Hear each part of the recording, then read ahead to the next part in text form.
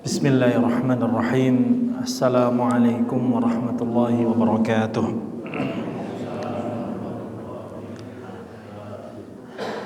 Alhamdulillah.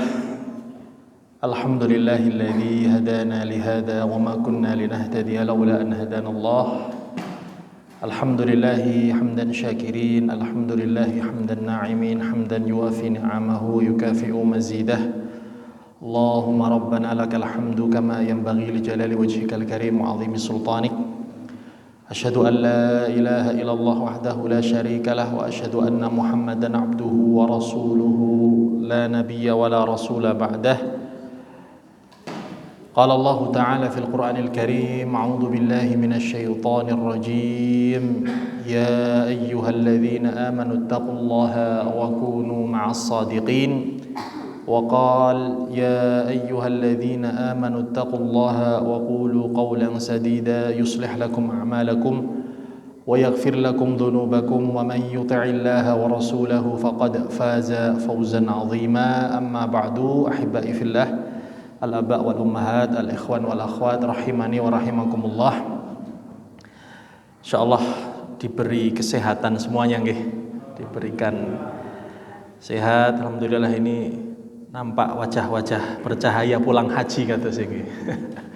Semoga diberikan haji yang mabrur, diberikan ibadah yang istiqamah, bisa membawa kebaikan-kebaikan. Yang belum tindak, semoga segera diberikan panggilan oleh Allah Subhanahu wa Ta'ala, baik haji maupun umrah, dan insya Allah semuanya diberikan husnul khatimah. Amin. Ahibai fillah, jamaah semua yang dirahmati Allah Subhanahu wa Ta'ala. InsyaAllah kesempatan malam hari ini kita akan ngaji surah Al-Mutaffifin, salah satu surat dari surat-surat juz 30 yang InsyaAllah tidak kalah, tentu juga setiap surat tentu memiliki sisi spesialnya masing-masing, termasuk surat Al-Mutaffifin, surat yang mungkin sering kita dengar ya namanya, walaupun mungkin kalau dipakai bacaan sholat di kampung-kampung jarang sepertinya, tetapi insya Allah namanya tidak asing. Al-Mutaffifin secara makna surah Al-Mutaffifin ini maknanya adalah orang-orang yang melakukan kecurangan.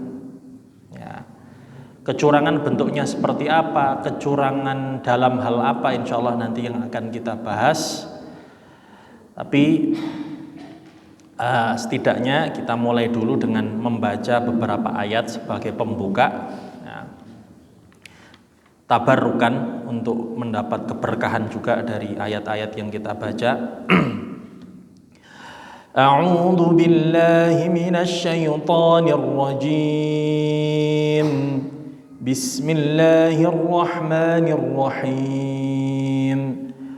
Wailul lil mutaffifin alladhina idza iktalu 'alan nasi yastawfun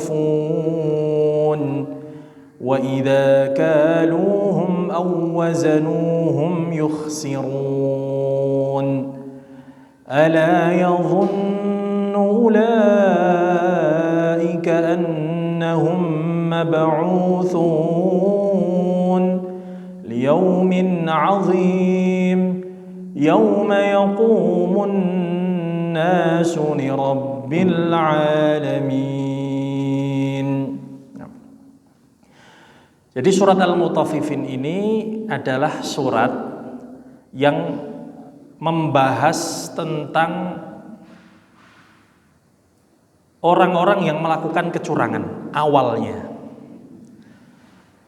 Tetapi sebetulnya kalau kita jauh melihat lebih dalam, ini masih seperti menjadi mata rantai ya, dengan surat sebelumnya ya. Di surat sebelumnya itu Allah Subhanahu wa Ta'ala sempat mensepil ya dua golongan manusia. Di surat, tepatnya di surat Al-Infitar. Di surat Al-Infitar itu Allah Subhanahu wa Ta'ala berfirman di ayat ke-13 dan ayat ke-14, Allah berfirman innal abrara lafi na'im wa innal fujjara lafi jahim. 13 14 surat sebelumnya. Dan memang beginilah Quran. Quran itu selalu memiliki rahasia. Semakin kita pelajari itu semakin tersingkap asrar, rahasia-rahasianya. Salah satu rahasianya Quran itu antar surat-surat di dalam Quran mesti temanya bersambung. Ya, walaupun harus kita betul-betul lihat lebih dalam baru kelihatan. Jadi kalaulah kata Al-Imam Al-Bukhari itu Quran dari Al-Fatihah sampai An-Nas itu seperti mata rantai, nggak terputus. Ya, akhir surat ini, awal surat ini mesti ada sambungan maknanya. Jadi bukan disebut sama Allah asal-asalan, tetapi bahkan urutannya pun memiliki keterkaitan. Nah, ketika di surat Al-Infitor itu Allah nyebut dua golongan, Al-Abror itu yang pertama, yang kedua itu Al-Fujjar.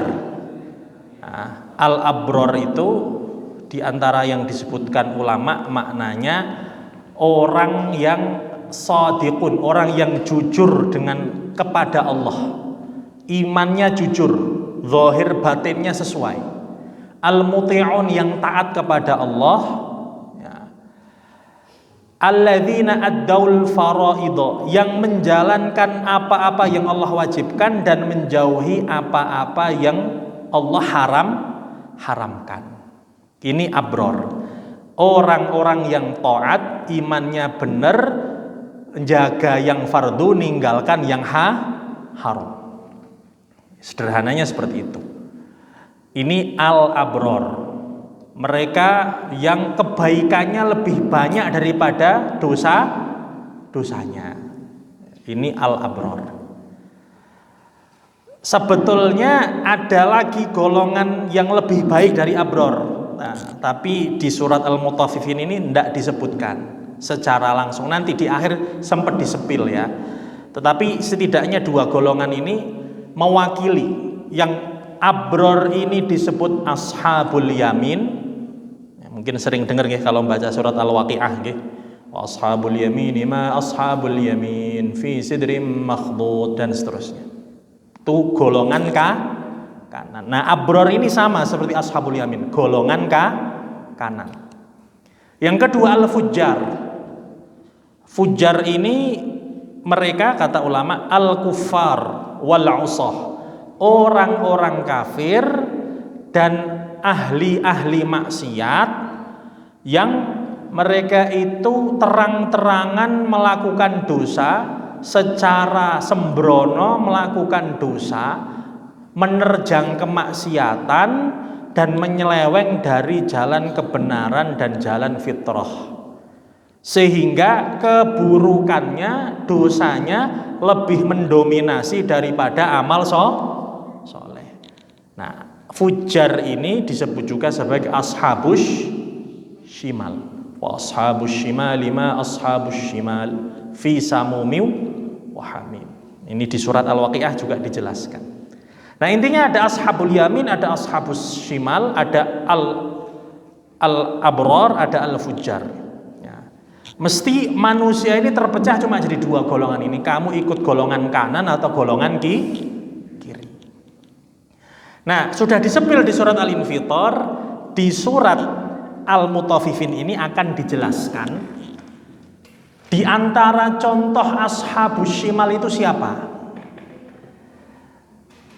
kemudian balasan mereka nanti seperti apa, kemudian kenapa mereka itu bisa menjadi ashabus shimal atau fujjar, sifat-sifatnya seperti apa.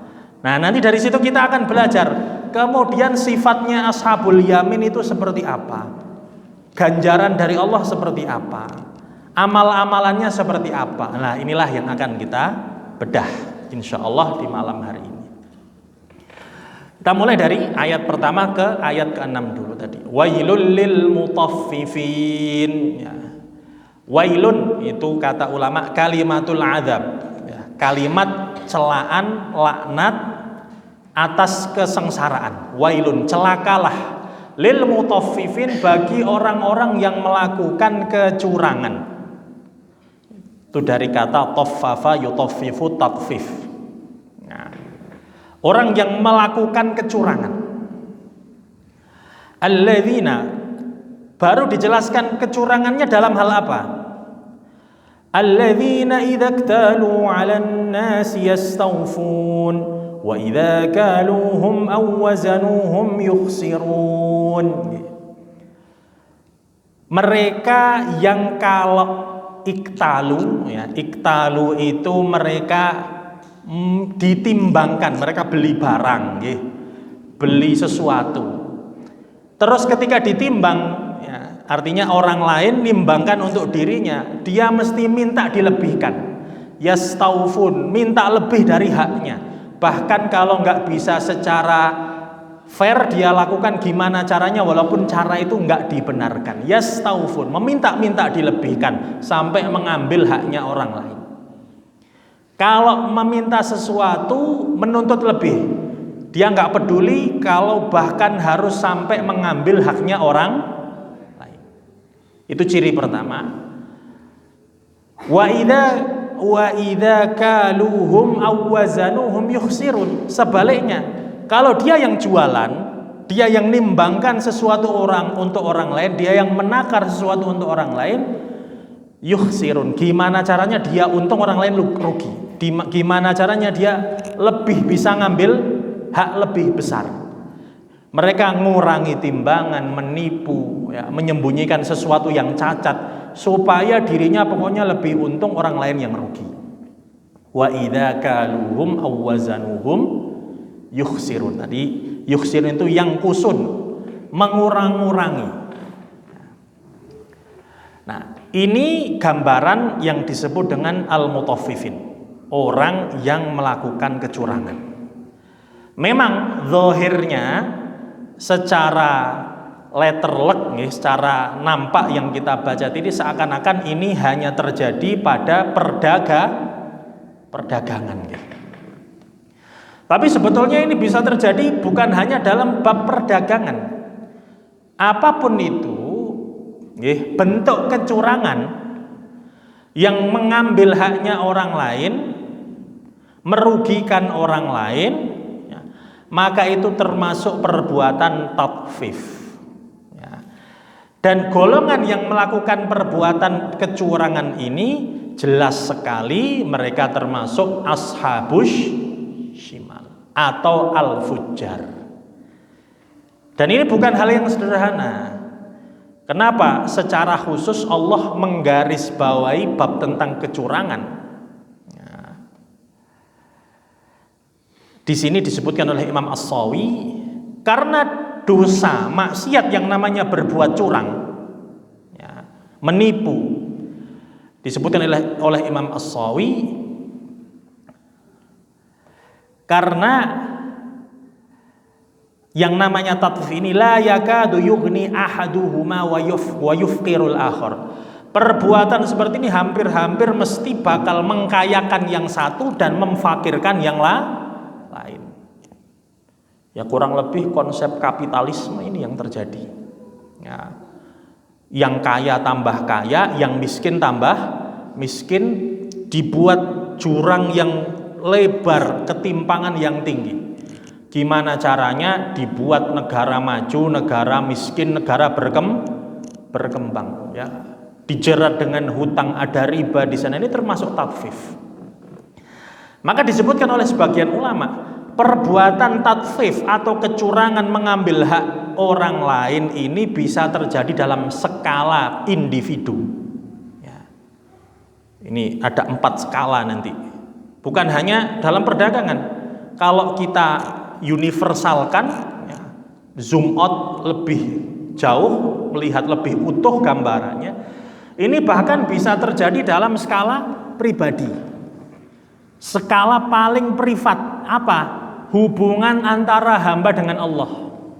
Dicontohkan sama sebagian ulama itu, orang bisa disebut mutaffifin gara-gara nggak memberikan hak Allah secara fair. Misal, sholat nggak dipenuhi rukun dan syaratnya. Nah, ini termasuk salah satu bentuk kecurangan. Tidak memberikan hak sesuatu sesuai dengan kadar yang ditentukan. ditentukan. Bisa terjadi dalam skala keluarga, ya, antar orang tua sama anak. Anak nggak adil dalam memberikan haknya anak. Ya, adil ini nggak harus sama, nggih. Adil ini proporsional. Adil, nggak adilnya orang tua memberi hak setiap anak itu termasuk tatfif. Ya. Maka suatu saat ada seorang sahabat mau ngasih hadiah kepada anaknya. Ya, ada beberapa anak. Terus dia minta istrinya jadi saksi. Nah, terus istrinya nggak mau karena ngasih hadiahnya nggak adil. Maka istrinya bilang, inilah asyhadu ala jaur. Saya nggak mau jadi saksi atas ketidakadilan. Akhirnya si suami ini minta Nabi jadi saksi. Nabi juga akhirnya mengatakan hal yang sama. Saya nggak mau jadi saksi atas ketidakadilan. Jadi bisa terjadi antara orang tua dan anak melakukan kecurangan. Atau sebaliknya, anak melakukan yang nggak benar sama orang tua. Ya, dalam hak waris melakukan kecurangan antar saudara-saudaranya. Bisa terjadi dalam keluarga. Bisa terjadi di dalam masyarakat, ya, tadi salah satunya perdagangan, muamalat. Bukan hanya dalam perdagangan, bab tentang jasa. Orang sudah diberi gaji, sudah diberi amanah, tetapi dia nggak kerja sesuai yang diminta. Makan gaji buta, ngambil gaji sebanyak-banyaknya, tapi khianat. Atau sudah ditentukan gajinya, dia ngambil gaji dengan cara yang salah, maka terjadilah korupsi, kolusi, nepotisme segala macam yang mungkin hampir bosen kita sampai dengar berita seperti ini. Maupun bisa terjadi dalam tatanan yang lebih besar lagi, negara sangat bisa sekali melakukan tatfif, mutaffifin, menjadi golongan yang termasuk mutaffifin, bisa melakukan kecurangan-kecurangan biar bagaimana caranya dia bisa melanggengkan kemaslahatan dirinya lebih banyak dan nggak memperdulikan kemaslahatan yang lain, kemaslahatan masyarakat. Ya, gimana biar dia pengawasannya menurun, orang-orang nggak ada lagi yang melawan dia, semuanya ditundukkan. Ini disebutkan oleh sebagian ulama termasuk tatfif. Padahal yang namanya imam negara itu ya disebutkan dalam buku-buku kitab siyasah syar'iyah, jadi politik-politik Islam itu di dalam khazanah Islam juga ada ilmunya sendiri. Politik Islam, siyasah syar'iyah. Itu disebutkan kaedahnya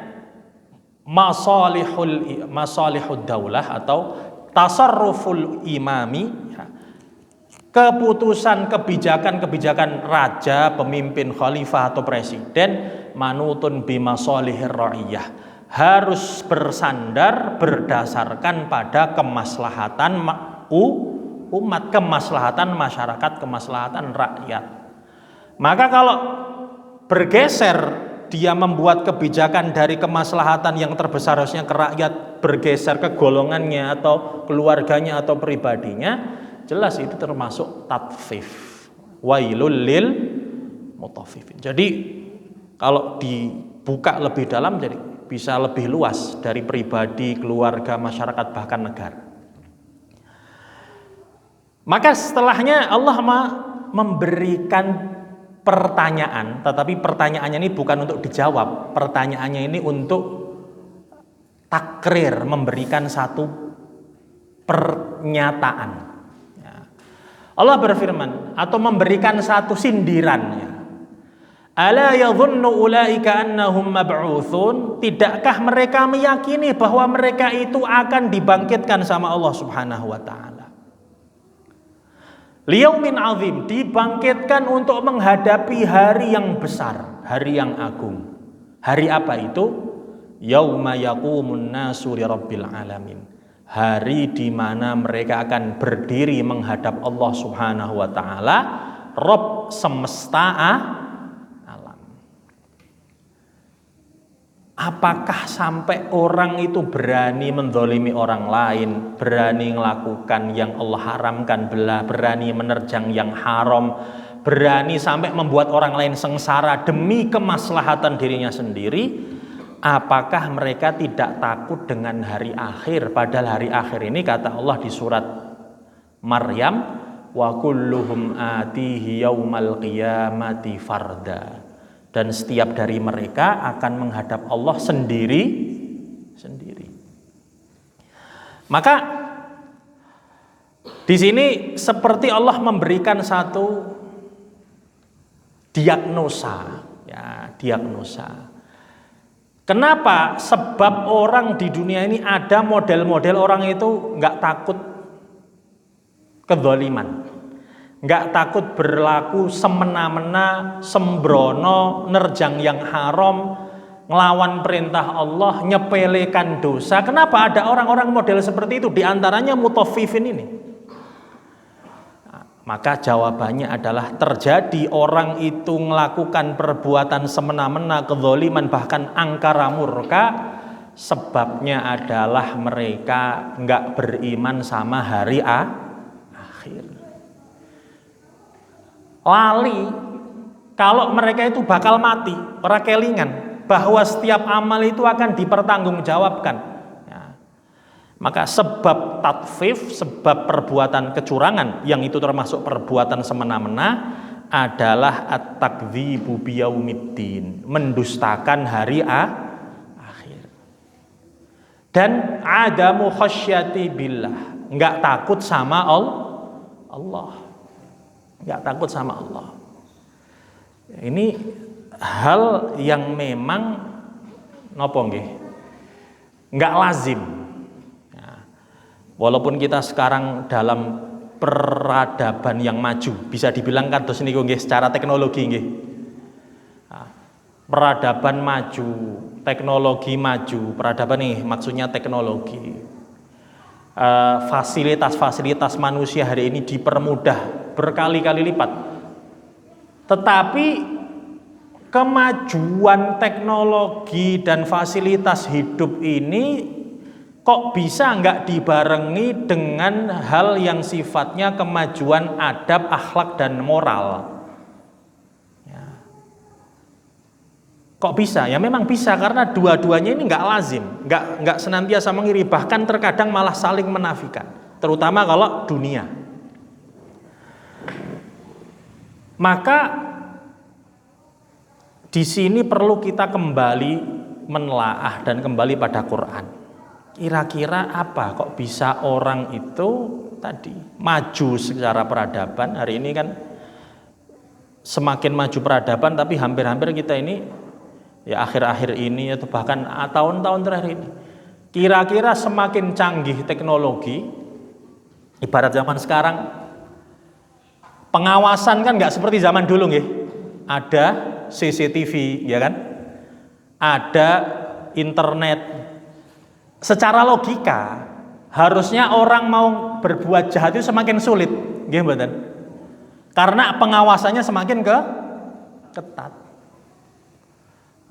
Foto wajah, pengenalan wajah, sidik jari. Tapi pertanyaannya, kejahatan turun atau naik? Naik. Ya, harusnya secara teknologi sudah semakin ini. Tapi kok kejahatan naik, bahkan semakin kreatif, cenderung seperti itu ya. Orang nyalahgunakan wewenang, kekerasan, kemudian penyelewengan, penyimpangan seksual, macam-macam lah. Kok kejahatan ini semakin kebobrokan, semakin merajalela. Nggih tadi. Karena kemajuan teknologi ini nggak dibarengi dengan kemajuan iman. Orang maju dunianya nggak dibarengi tambah takutnya sama Allah, tambah takutnya sama hari akhir. Ya. Maka sebab keangkara murkaan salah satunya adalah mendustakan hari akhir. Makanya nek kita mungkin sering dengar hadis, kan kadang ada hadis yang bunyinya mangkana yu'minu billahi wal yaumil akhir. Barang siapa beriman kepada Allah dan hari akhir. Pernah dengar nggih?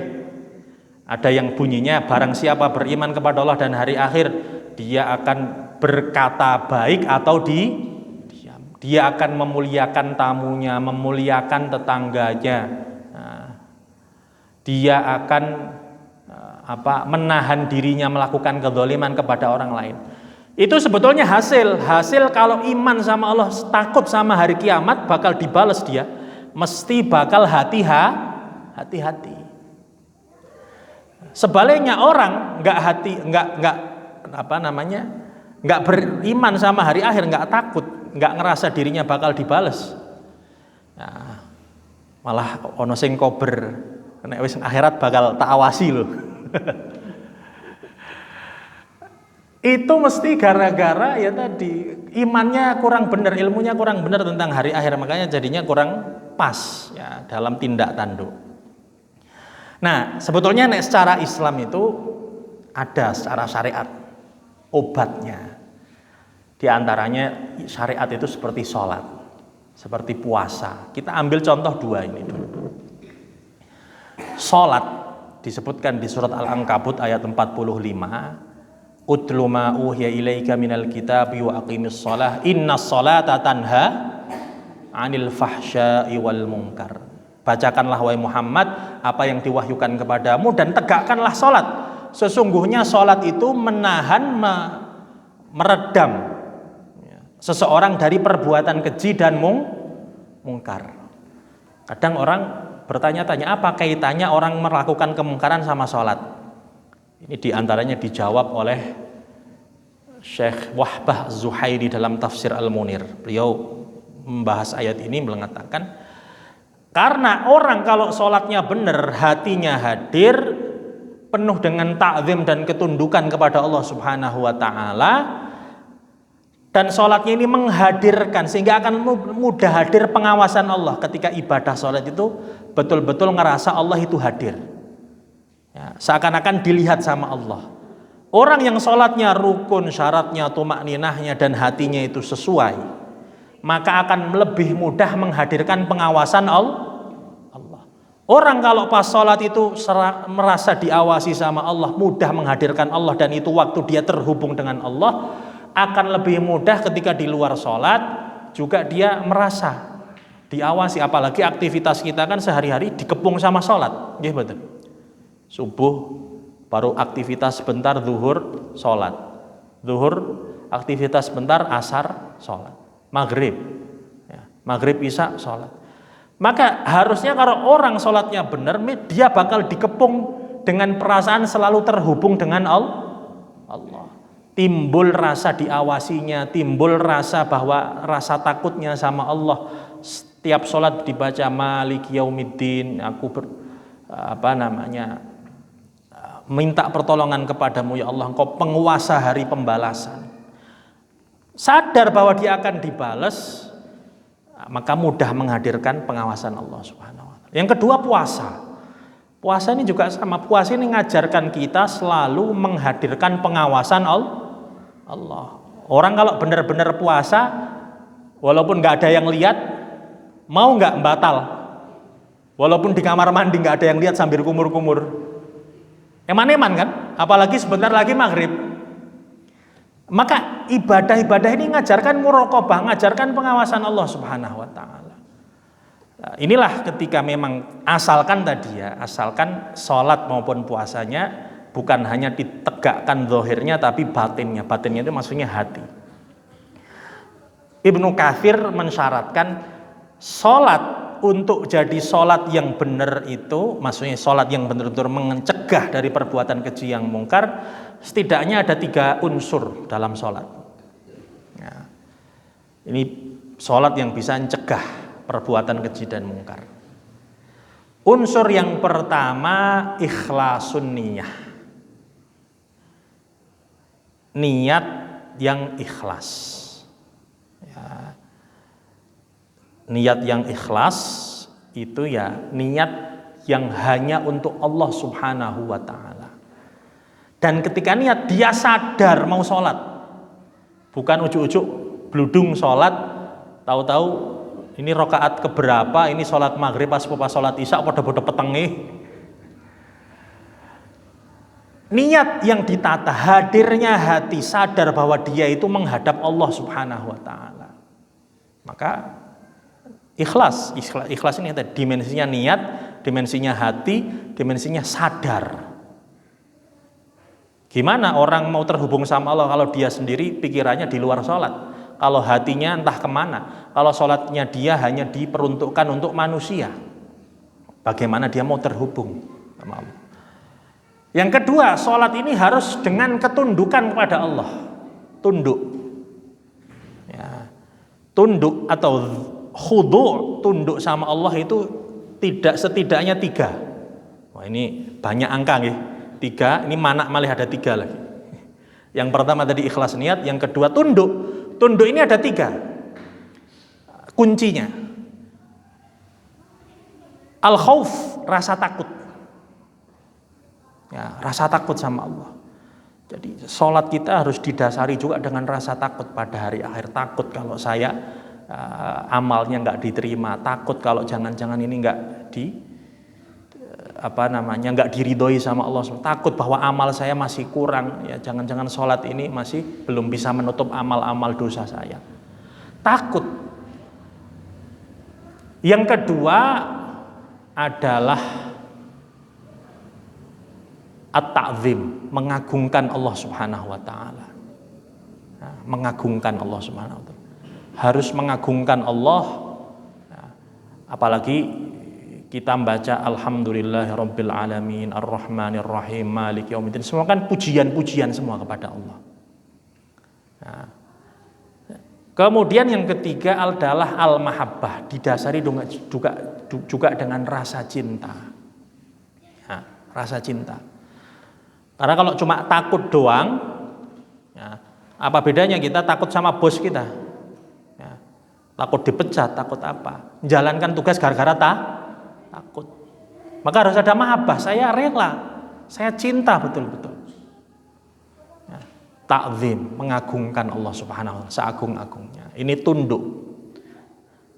Nah, untuk bisa benar-benar tunduk yang mengandung mahabbah, rasa cinta, mengandung ta'zim, pengagungan, mengandung rasa takut, itu harus ada yang ketiga, zikir. Ya, ikhlas, tunduk, zikir. Zikir ini apa? Ya apa yang kita baca harusnya kita pahami. Gimana ketika kita muji Allah dalam salat kita, alhamdulillahirabbil alamin arrahmanir rahim maliki yaumiddin iyyaka na'budu wa iyyaka nasta'in. Subhanallah bihamdihi subhanallahil azim. Subhana rabbiyal a'la, subhana rabbiyal azim. Ini pujian semua, pensucian, takzim semua kepada Allah. Kita mau menghubungkan diri, padahal kita menghubungannya dengan apa yang kita ucapkan, tapi kita nggak paham. Gimana mau hadir rasa tunduk sama Allah? Apa cuma dikira-kira? Susah. Mesti gampang pikirannya terbang lagi. Maka termasuk penting orang ya faham apa yang dibaca. Zikir ya, apalagi sudah sampai umur sekian puluh tahun itu harusnya sudah mapan dalam bacaan. Sholat itu apa yang saya baca. Di dalam sholat ada merendahkan diri, kita mengakui. Ya, Rabbighfirli warhamni wajburni wahdini warzuqni warfa'ni wa'afini wa'fu'ani. Ya Allah, ampuni saya, rahmati saya. Tambal kesalahan-kesalahan saya, kekurangan-kekurangan saya. Ya, maafkan saya. Itu semua pengakuan kita, rasa takut kita, ketundukan kita. Nah, ini semuanya dalam zikir. Ini kata Ibnu Qayyim, kata Imam Ibnu Katsir. Ya. Baru sholat yang seperti itu nanti menumbuhkan rasa takut, rasa pengawasan, akan mudah jadi kontrol diri. Intinya apa? Sebab orang melakukan perbuatan fujar, angkara murka, semena-mena, termasuk di dalamnya angkara murka yang besar itu kecurangan, ya, penipuan, pengkhianatan, adalah tidak takut sama Allah dan hari akhir. Kita lanjut. Kalla inna kitabal fujjari lafi sijjin wa ma adraka ma sijjin kitabun marqum wailun yawma idzin lil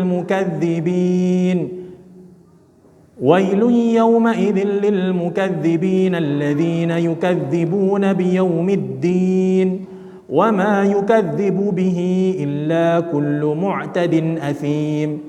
إذا تتلى عليه آياتنا قال أساطير الأولين kalla bal rana ala qulubihim ma kanu yaksibun kalla innahum 'an rabbihim yawma idzin lamahjubun thumma innahum lasalul jahim thumma yuqalu hadzal ladzi kuntum bihi tukadzibun.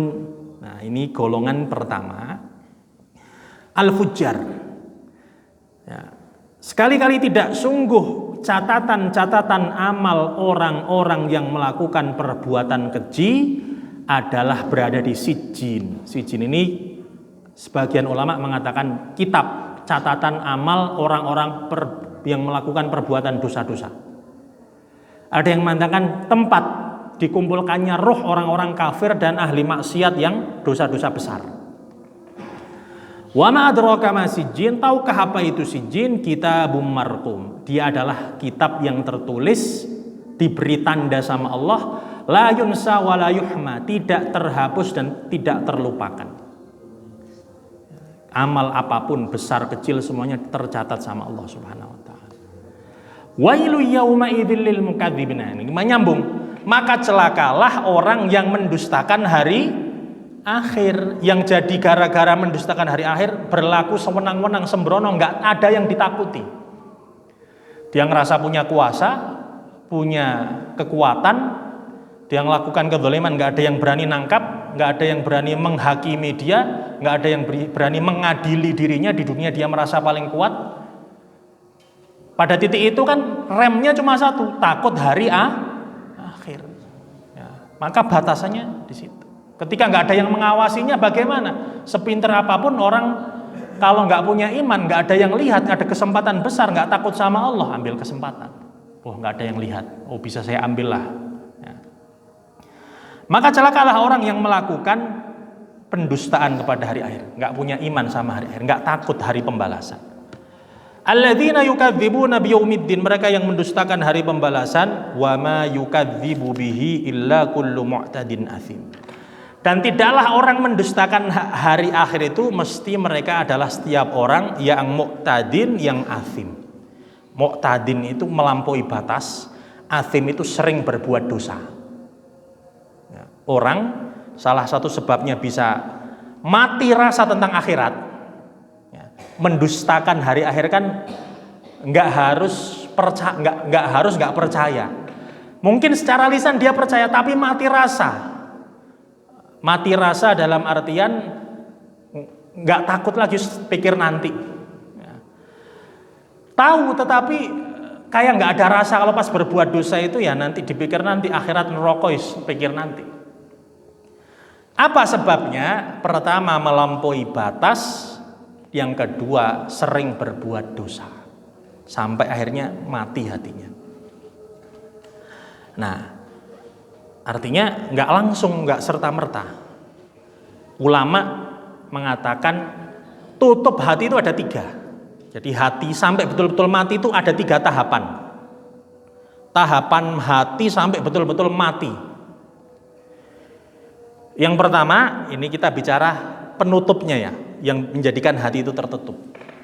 Disebutnya sebelumnya Imam Mujahid itu sampai mengatakan, memberi isyarat begini, ahli tafsir beliau, hati itu seperti apa ya, seperti penampan yang terbuka seperti ini. Setiap kali berdosa mingkup dia, mingkup. Dosa lagi mingkup. Dosa lagi mingkup sampai semakin banyak dosa semakin tertutup, rapat, semakin rapatnya itu semakin kuat. Nah, sehingga akhirnya inilah yang disebut am ala qulubin aqfaluha, apakah hati mereka sudah tergembok saking rapatnya ya. Padahal dari terbuka putih ya, lama-lama tertutup mengkerut sampai rapat keras. Makanya sebagian ayat itu mengumpamakan hati yang sudah nggak nerima hidayah seperti batu, ya, seperti batu. Dan batu hati yang sudah keras ini bahkan lebih keras daripada gunung, karena gunung itu Allah turunkan wahyu terpecah yang gimana? Walau anna anzalna ala jabalil ra'aitahu khashi'an mutasaddian min khasyati. Tapi hati ini sampai mengkeret, keras, nggak nerima hidayah. Nah, pertama ini fase pertama hati. Ketika berbuat maksiat 1, 2, ini timbul karat namanya, disebut roin. Nah, maka nanti di ayat yang kesekian itu Allah berfirman, kalla bal rona. Nah, ron atau roin itu adalah karat, bintik-bintik hitam di dalam hati. Ala qulubihim ma kanu yaksibun. Ini ringan, ya, dosa-dosa yang ringan.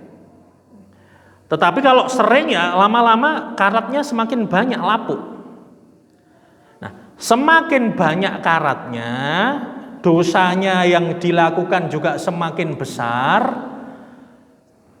Mulai ada dosa kecil, dosa besar dia lakukan. Mulailah ini yang disebut wa khatamallahu ala qulubihim wa ala sam'ihim wa ala absarihim ghishawah. Khatam. Di ayat lain bal taba'allahu 'alaiha, ditobak itu ditutup rapat.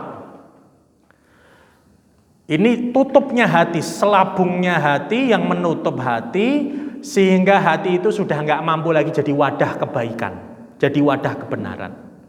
Kalaupun nempel kebenaran di situ gampang luntur, nggak bisa bertahan lama, nggak bisa lagi, sulit sekali nerima kebenaran, itu sulit, itu khatam. Ya. Semakin banyak, semakin lagi dia masih melakukan kemaksiatan lagi, semakin besar lagi dosanya, sampai dia ngerasa melakukan dosa-dosa besar itu dengan ringan. Itulah yang disebut kuflun. Sudah nopo nggih, tergembok hatinya, terkunci, tergembok. Ini yang paling parah. Ya.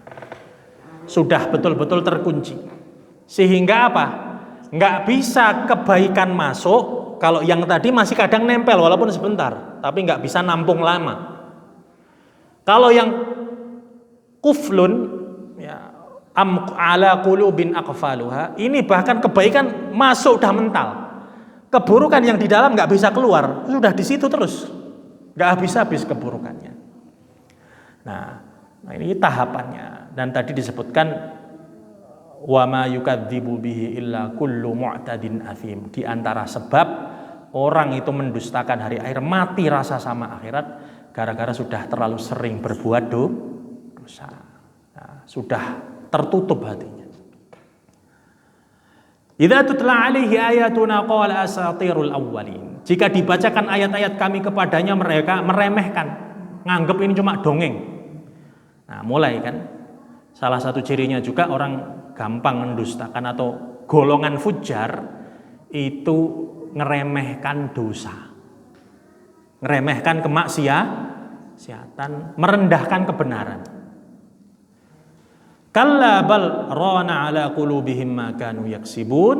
Ya, mereka tadi dipenuhi dengan karat hatinya. Kalla innahum ar-rabbihim yauma idzil lamahjubun. Mereka terhalang dari melihat Allah nanti di akhirat. Padahal ini kenikmatan paling besar. Sebagian ulama mengatakan karena mereka nggak bisa melihat kebenaran di dunia, maka Allah haramkan melihat Allah di akhirat. In thumma innahum lawsalul jahim. Kemudian mereka akan memasuki neraka jahim, dan ketika mereka masuk dipermalukan sama Allah. Inilah yang dulu kalian dustakan. Dari ayat-ayat ini kita bisa simpulkan bahwa sebab orang mendustakan hari akhir tadi kan berarti sebab, kalau kita runut nggih, sebab orang semena-mena melakukan kemaksiatan dosa nggak ada rasa adalah nggak takut sama hari mendustakan hari akhir, nggak takut sama Allah. Sebab orang mendustakan hari akhir, pertama, sedikitnya rasa pengawasan, nggak menghadirkan rasa diawasi sama Allah. Yang kedua, meremehkan kemaksiatan dan sembrono menerjang dosa. Nah, jangan remehkan kemaksiatan walaupun kecil, lama-lama kalau kita biasa jadi ringan. Ya, tadi ciri-cirinya idza tutla, kalau dibacakan ayat maidu, ya, ngeremehkan, merendahkan kemaksiatan, merendahkan kebenaran. Yang ketiga yang bisa nutup orang dari hidayah, ya, atau menutupnya dia mendustakan hari akhir adalah hubbud dunya, terlalu besar cintanya sama dunia. Nah, ini saling berlawanan dunia sama akhirat. Yang keempat, nanti akan di akhir-akhir surat kita akan baca, menyombongkan diri atas orang-orang beriman. Ini diantara sebab orang mendustakan hari akhir. Ini yang bisa kita ambil pertama. Yang kedua, dari sini kita pahami sifat fujar, sifat orang-orang yang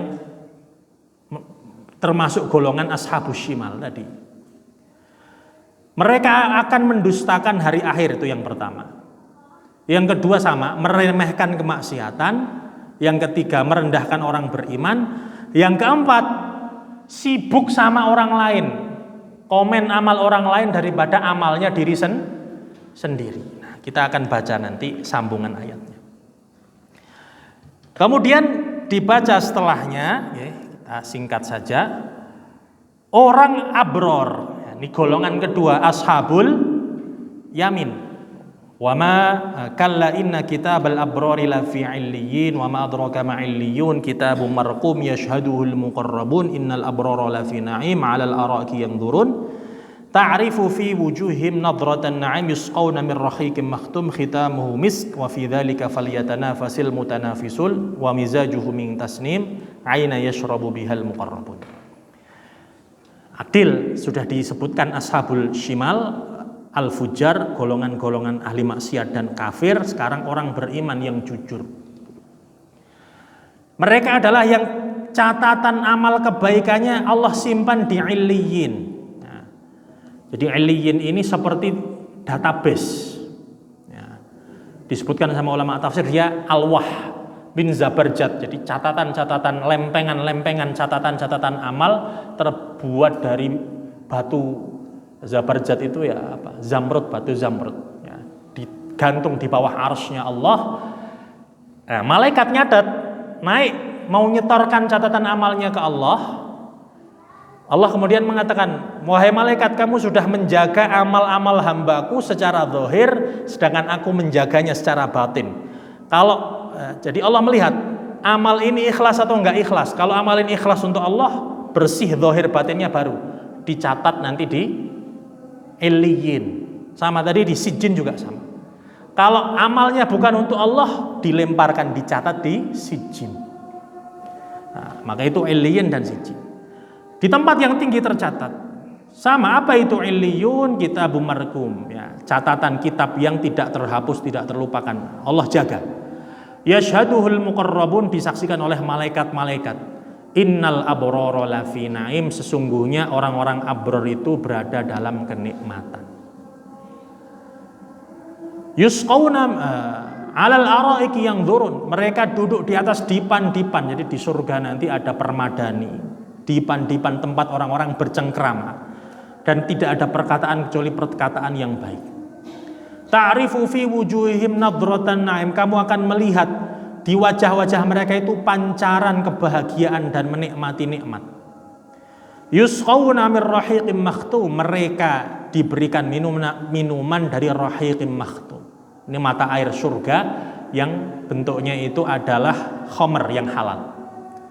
Khitamuhu misk, semerbak baunya itu berbau kasturi. Wa fi dzalika, jadi minumannya bukan hanya lezat tapi juga baunya enak.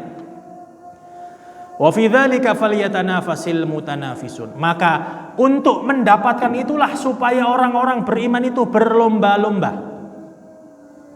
Wa mizajuhu min tasnim, dan campuran minuman mereka itu adalah tasnim. Aina yashrabu bihal muqarrabun, tasnim adalah mata air yang diminum langsung oleh al-muqarrabun. Nah, ini golongan ketiga. Tapi sebetulnya ini termasuk ashabul yamin. Jadi tadi ada ashabul yamin, ashabus shimal. Ashabul Yamin ini ada dua klaster, dua kelas. Yang pertama abror, itu kelas nomor 2. Kelas pertama itu adalah muqarrabin. Ini orang yang bukan hanya menjalankan yang wajib, tapi jaga yang sunnah. Bukan hanya jaga yang sunnah, bahkan yusari'una fil khairat, nggak nunda-nunda, bersegera ada potensi kebaikan apapun, cepet-cepet melakukan. Bahkan jangankan yang sunnah, yang mubah saja kadang-kadang jarang dia kerjakan. Kalau yang abror ini masih ya kadang sekedar mubah banyak dia lakukan. Muqarrabin ini derajatnya para nabi. Nah, di sini disepil. Intinya apa? Tetap ashabul yamin semua mendapatkan nikmat. Tentu nikmat yang paling besar derajat muqarrabin, al-anbiya, syuhada, ya, golongan-golongan kelas atas. Salah satu perbedaannya dengan muqarrabin, antara muqarrabin dengan abror, apa yang diminum. Ini disebutkan dalam Quran. Kalau muqarrabin, golongan yang paling tinggi, penduduk surga yang paling tinggi, kelas pertama, itu minumnya mata air surga murni, namanya tasnim. Dan mereka langsung minum dari sumbernya langsung. Ya. Kalau kelas nomor 2, oplosan. Campur rahiqim makhtum wa mizajuhu min tasnim. Nah, mereka mata air rahiqim makhtum, ya, tapi dapat ini mata air kelas 2 itu rahiqim makhtum, khamr, tapi halal, nggak memabukkan. Dicampur sama Allah dengan mata air yang utamanya itu tasnim, dicampur. Nah, sebagian ulama memberikan tafsiran kenapa mata air muqarrabin ini langsung yang paling murni, karena saking utamanya mereka dalam beramal, murni, bersih, bahkan mengejar selalu halal yang utama, nggak dicampuri, bahkan yang mubah pun jarang mereka lakukan. Tapi kalau abror ini kadang masih ada santainya, kadang masih ada masih ada santai-santainya, masih ada sering yang mubahnya juga, kadang masih jatuh maksiat. Nah, maka masih ada campurannya. Tapi semuanya mendapatkan nikmat dari Allah Subhanahu wa taala. Nah, sampai di sini kita bisa ambil pelajaran sifat ashabul yamin atau al-abror. Karakteristiknya yang pertama adalah al-imanu wal amalis sholih. Ashabul yamin, penduduk surga itu, golongannya mesti mereka amalan pertamanya, sifat karakteristiknya harus punya iman dan amal soleh. Iman dan amal soleh. Iman ini semuanya terkumpul dalam rukun iman. Iman kepada Allah, iman kepada kitabnya, iman kepada Rasul, iman kepada hari akhir, ya. Kemudian iman kepada malaikat, sampai kemudian iman kepada qadha dan qadar, taslim, ridho menghadapinya. Amal soleh terkumpul dalam rukun Islam. Setelah syahadat jelas orang cuma ngaku yang penting hati saya beriman tapi nggak mau syahadat, muslim bukan? Nggak disebut muslim. Oh, yang penting kan hatinya, siapa kata siapa? Jilbabin dulu hatinya, ngoten nggih. Butuh aksi. Iman itu nggak hanya hati, aksi harus juga penting. Nah, maka harus ada amalnya juga. Kalau betul ngaku beriman, syahadat. Kalau betul ngaku beriman, sholat, zakat, puasa, haji. Itu amal soleh dan turunan-turunannya. Ya, itu yang fardu, nanti ada yang sunnah. Sama, ngaku beriman harus ngaku pengen jadi ashabul yamin, harus punya iman, amal soleh. Amal solehnya apa? Yang haram harus ditinggalkan. Berbuat curang, mutaffifin, jangan sampai zalimi orang lain, itu amal soleh. Maka nanti sifat karakteristik yang kedua, al-wafa bil ahdi, menepati janji, konsekuen, adil. Ini golongan ashabul yamin, nggak melakukan kecurangan, nggak khianat. Yang ketiga, as-sabru was-sabat, sabar dan teguh. Sabar dan teguh, berpegang teguh pada Islam. Ini nanti akan kita baca di akhir-akhir ini. Habis ini insya Allah itu pembahasannya. Mesti akan diuji. Nggak mungkin orang ngaku iman, ya, ngaku tunduk patuh sama Allah, hidupnya lempeng-lempeng gitu, nggak mungkin. Mesti bakal ada banyak ujian. Nah, karakteristik yang keempat, al-musabaqatu fil khairat, berlomba-lomba dalam kebaikan. Wa fi dzalika falyatanafasil mutanafisun, dan untuk mengharapkan nikmat surga yang berlipat-lipat itulah supaya orang berlomba-lomba. Jadi kalau ashabul yamin berlomba-lombanya gimana dia semakin besar kemungkinannya dapat nikmatnya Allah di akhirat. Kalau ashabus shimal berlomba-lombanya gimana supaya banyak-banyak dapat dunia walaupun caranya haram, curang, khianat. Kebalikan. Wa fi dzalika falyatanafasil mutanafisun. Itu karakteristiknya. Setidaknya ada 4 nih. Iman, amal soleh, kemudian amanah, yang ketiga sabar dan teguh di atas agamanya Allah, sabar terhadap ujian, teguh terhadap fitnah. Fitnah itu goncangan keimanan. Akhir zaman apalagi. Nabi SAW menyebutkan, inna hadzal din bada'a ghariban wa sayaudu ghariban kama bada'. Agama ini pertama kali muncul itu asing, dipaidu wong. Nggih mboten? Wong orang-orang Mekah meremehkan. Pengikutnya cuma para budak dan orang-orang miskin. Sedikit sekali orang-orang kaya terpandang yang masuk Islam ketika itu. Asing, agama apa ini? Masa Tuhannya cuma satu, urusan kita masalahnya banyak, berhalanya banyak aja masalahnya nggak selesai-selesai. Ada Tuhan sing ngurusi masalah hutang, masalah perjodohan, masalah itu. Sekarang kok jadi Tuhannya satu, aneh. Zaman itu. Tapi kata Nabi, wa sayaudu ghariban, dan nanti akhir zaman akan asing lagi Islam ini. Dianggap aneh, orang betul-betul beragama itu dianggap sok suci, sok alim, aneh, ora lumrah. Maka kata Nabi, wal qabidu ala dinihi kal qabidi alal jamri, maka orang megang agama di akhir zaman itu seperti memegang bara api. Maka harus sabar, mau tetap jadi penduduk surga sabar, mesti bakal ujian banyak. Terus ya berlomba-lomba dalam amal soleh. Itu ashabul yamin. Kemudian di ayat-ayat terakhir, innal ladzina ajramu kanu minal ladzina amanu yadhakun wa idza marru bihim yataghamazun wa idza qalabu ila ahlihim qalabu fakihin wa idza ra'awhum qalu inna haula'i ladallun wa ma ursilu alaihim hafizin falyawmal ladzina amanu minal kuffari yadhakun 'alal ara'iki yanzurun hal thuwibal kuffaru ma kanu yaf'alun. Saya baca ya, nanti terjemahan per ayatnya silahkan dikaji di rumah nggih, biar ada PR, biar lebih khidmat, lebih khusyuk membaca. Tapi saya jelaskan konteksnya di sini. Innal ladzina ajramu, ini Allah jelaskan kondisi bagaimana orang kafir di dunia dan orang beriman di dunia.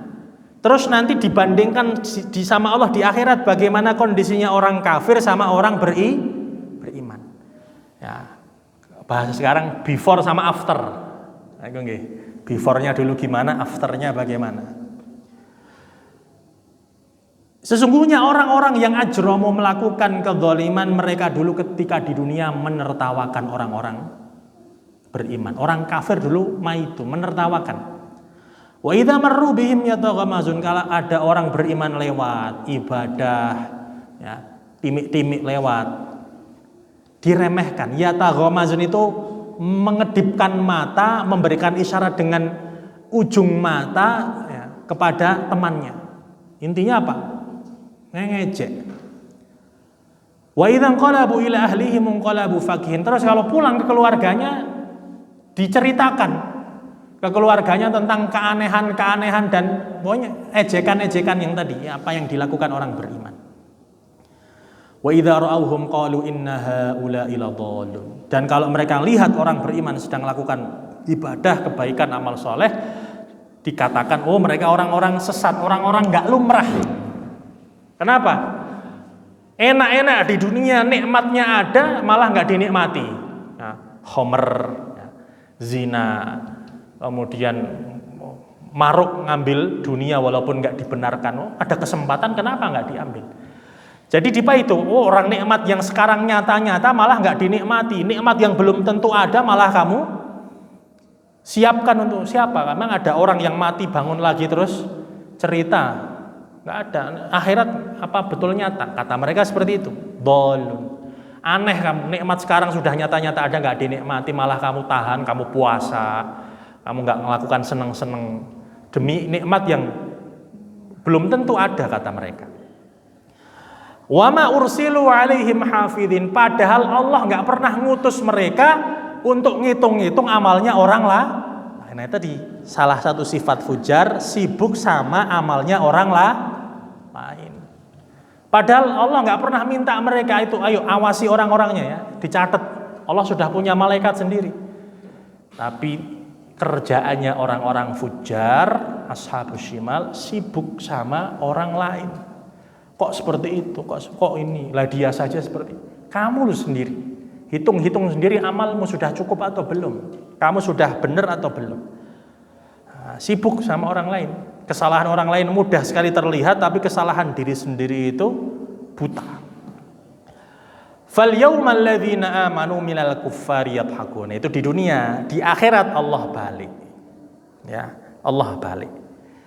Hari itu, hari di akhirat adalah hari di mana orang beriman menertawakan orang-orang kafir, alal araiki yang turun, duduk-duduk di atas dipan-dipan yang Allah siapkan, kemudian sambil mengatakan hal thuwibal kuffaru ma kanu yaf'alun. Apakah benar orang-orang kafir itu sudah diberi ganjaran sama Allah? Kemudian Allah jawab benar. Bahkan Allah perlihatkan langsung kepada penduduk surga. Apa pelajarannya jamaah sekalian? Jangan pernah menjadikan dunia sebagai standar idealisme. Ya, jangan pernah. Karena dunia ini kadang lebih sering terbaliknya. Oh, kita mau standar apa dunia? Kok sekarang yang punya dunia malah orang-orang nggak ibadah? Ya. Dan orang beriman harus pede, harus thiqah, harus percaya diri, harus i'tizaz, merasa mulia dengan apa yang dia pegang dari agama Allah Subhanahu wa taala. Inilah yang disebut sabat, teguh. Wa'tasimu, berpegang teguh dengan tali Allah. Dan ini akan diuji terus. Akhir zaman itu yang diujikan as-sabru was-sabat, kesabaran dan teguh nggak kita jalani agama Allah. Maka tadi salah satu sifat abror as-sabru was-sabat, sabar dan teguh. Poinnya ada 5. Orang disebut sabat di atas agama Allah, atau ini sebagai rambu-rambu orang supaya bisa teguh jalani, berpegang teguh sama agama Allah. Yang pertama tentu wa'tasimu bihablillah, berpegang teguh dengan kitabnya Allah. Apa itu? Ilmu yang bersumber dari Quran, dari hadisnya Nabi SAW yang dijelaskan dan dibawa oleh para ulama yang abror, yang robbani. Ya. Bukan hanya pemahaman kita saja, tapi pemahaman ulama yang benar. Karena kadang sering keblinger juga. I'tisam bi kitabillah, berpegang teguh kepada kitab Allah Subhanahu. Itu ilmu. Dan ilmu ini nggak sehari 2 hari, butuh waktu yang panjang. Quran saja turunnya 23 tahun. Jadi supaya bisa kokoh berpegang teguh sama Allah, sama kitabullah, harus ngajinya istiqomah. Perjalanannya panjang. Nah, maka di Quran disebutkan wa qala alladzina kafaru laula unzila alaihil qur'anu jumlatan wahidah. Kenapa tidak diturunkan Quran itu sekali turun langsung 30 juz? Nah, pengen uang kan zaman saat ini atas niku nggih instan. Ngaji sekali, 2 kali, pelatihan sekali, 2 kali. Jadi mubalik. Pinter langsung. Bertahun-tahun kalau betul-betul jadi ahli ilmu, kalau betul-betul pengen tambah kokoh dalam agama Allah. Quran saja 20 tahun, 3 tahun diturunkan, padahal yang diajar itu generasi terbaik, yang ngajar manusia terbaik. Nah, kita ngaji baru berapa tahun sudah bosen. Nah, baru ngaji 5 tahun, 4 tahun mulai kepikiran dunia guys. Silah leren sik ngajine. Padahal Quran diajarkan ke generasi terbaik, diajar oleh manusia terbaik, butuh waktu 23 tahun supaya nempel di pikiran, di hati, dan di perilaku. Maka harus sabar dengan ilmu. Itu yang pertama, berpegang teguh kepada ilmunya Allah. Yang kedua, taslim waridho biqada'illah, harus pasrah dan ridho sama takdirnya Allah. Pasrah ini bukan berarti nggak ngapa-ngapain gitu. Tapi ketika itu sudah Allah takdirkan, sudah terjadi, gimana tetap ridho, taslim dalam jodoh, rezeki, ya, dalam masalah kehidupan, apapun. Kalau hati kita dongkol, lama-lama suudzon sama Allah, gampang lari dari Allah. Nggak terima, kecewa sama Allah, kok saya dibeginikan. Akhirnya ditawari agama lain, kemudian dikasih di kehidupan dunia, ditinggal Allah. Karena awalnya nggak ridho sama qadha dan qadarnya Allah. Yang kedua. Yang ketiga, al-mudawamatu 'ala ta'atu wal isti'anatu bih. Istiqomah dalam ketaatan dan minta tolong sama Allah, berwasilah dengan amal soleh. Ya.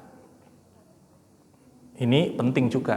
Kata Nabi SAW, ihfadillah yahfadka. Jaga Allah, Allah akan jaga kamu.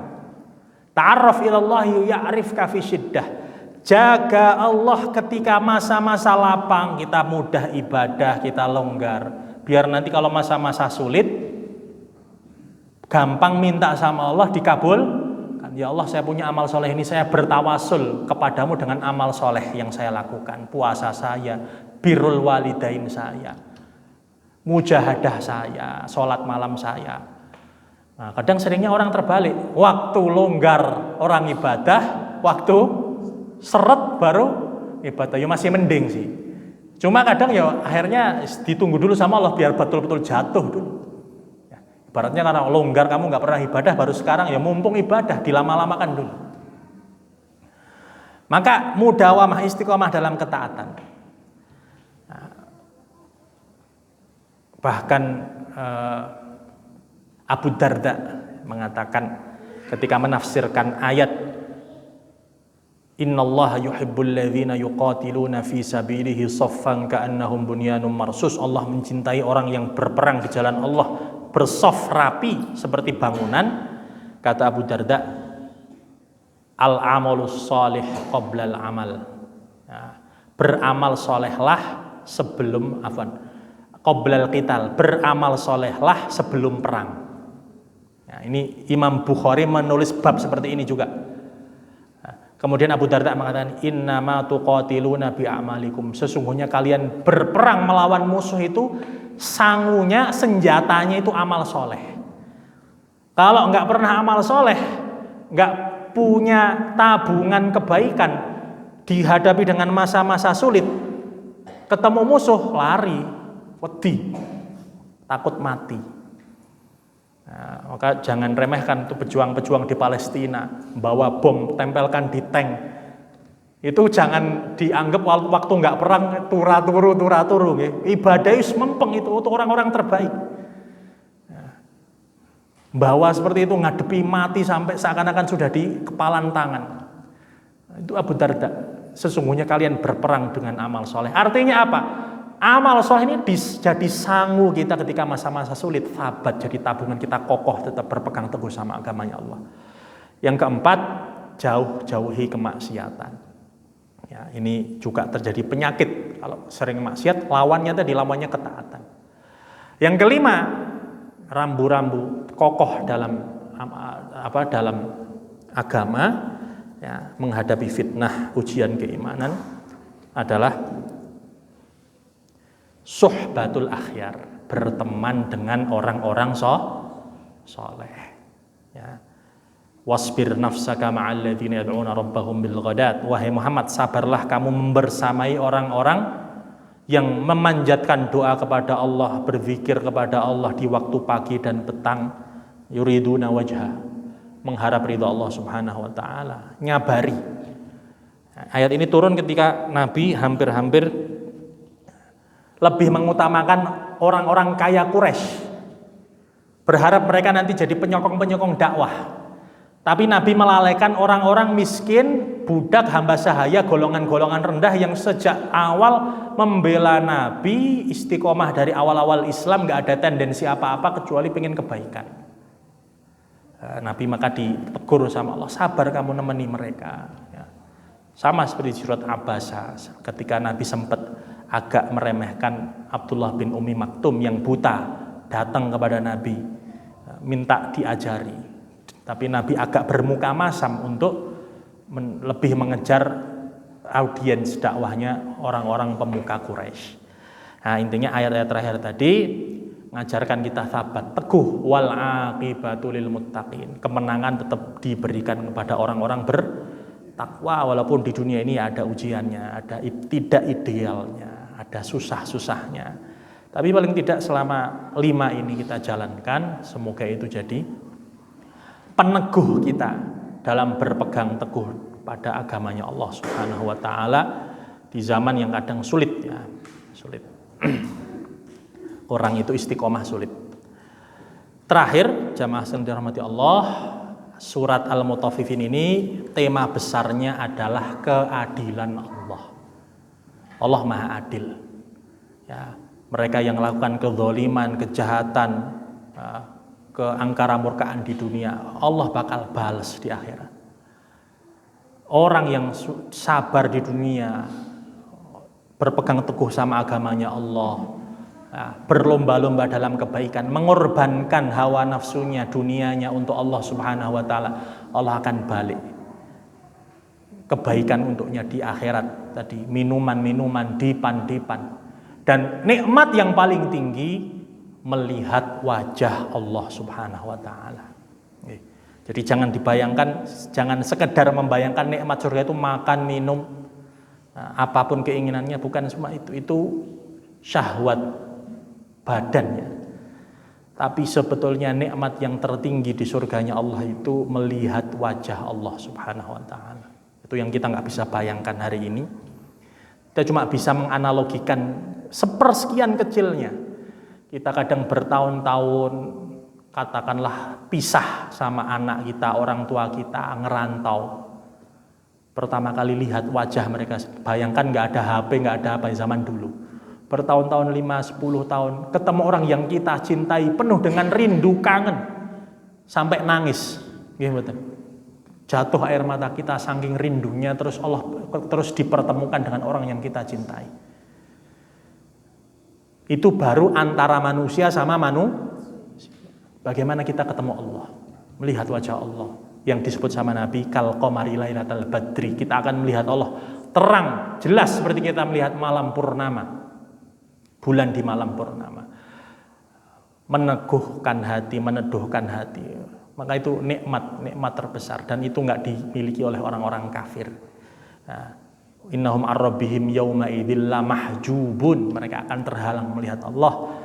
Itulah setinggi-tinggi nikmat surga yang kita harapkan semoga kita semua dapatkan nikmat itu dan termasuk golongan penduduk surga yang diridhoi Allah Subhanahu wa taala. Cukup mungkin sekian yang bisa kami sampaikan. Mohon maaf ini kalau melewati waktu. Semoga Allah mudahkan kita dalam beramal. Semoga Allah tambahkan iman kita, diberikan istiqomah, dimudahkan segala urusannya, termasuk ini saya juga nyampaikan, semoga ini minta doanya, pondok sedang pembangunan, semoga dimudahkan, dilancarkan, nggak ada halangan suatu apapun, bisa segera pindah santri-santri ke tempat yang baru, insyaallah di Reco, dan bisa menjadi menara dakwah, syiar dakwah lebih luas lagi. Barakallahu fikum. Nafa'ani Allah wa iyyakum wa barakani Allah wa iyyakum lima fi minal ayati wa dzikril hakim. Subhanakallahumma bihamdika asyhadu an la ilaha illa anta astaghfiruka wa atubu ilaik. Wassalamualaikum warahmatullahi wabarakatuh.